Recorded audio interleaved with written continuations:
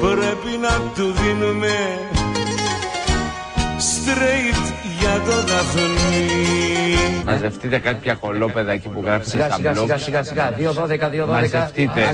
Άσε ρε τώρα. Μαζευτείτε, μη σας πάρει ο διάλος. Λοιπόν, Τετάρτη 4 Ιουνίου. Τώρα θα σε γάμει. Γιατί οι παπαγάλοι γνωρίζουμε τι πουλιά είναι. Αποδημητικά. Φεύγουν, πάνε δεξιά και αριστερά. Για το Δαφνί. Είναι αποδημητικά.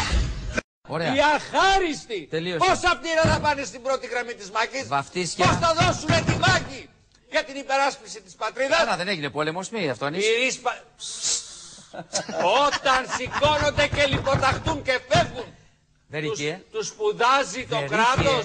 Εσύ και εγώ! Τι θα προτιμούσατε να Τώρα ακούσετε? θα σε γάμει. Θέλετε να ακούσετε τον σκοταδόψυχο?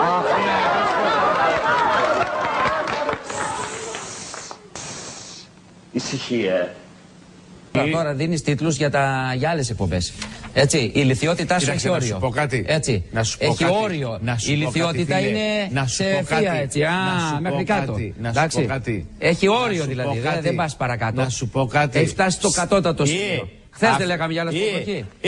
Άκουμε. Αυτή τη σκατοκαρέκλα. Νέα ονόματα στο φως για την το προσφέρω. Ό,τι ώρα θέλεις. Η άρση βαρών. Τα ακούς. Τα νέα πρώτη σελίδα. Έφοδη Εσύ κατόπιν και όλοι οι υπόλοιποι. εορτής. Άκου να δεις, άμα θες, η ζουρλομαδία σε περιμένει στην είσοδο. Σκοταδόψυχος. Φαρμάκι έχω στην ψυχή, φέρνει μαυρίλα θολερή στα στήθια μου. Νύχτα ξημέρωτη ξανά, με το πιωτό της με κερνά. Εβίβα μου. Σκοτάδι πίνω για πιωτό.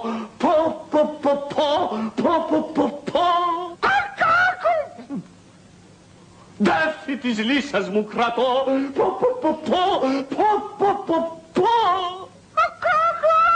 Και το μυαλό μου είναι θολό.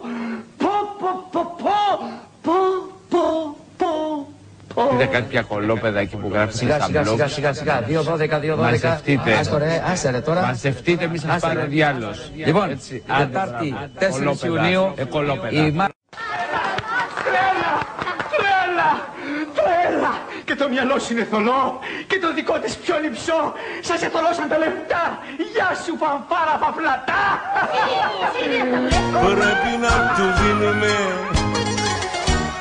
straight για το Δαφνί.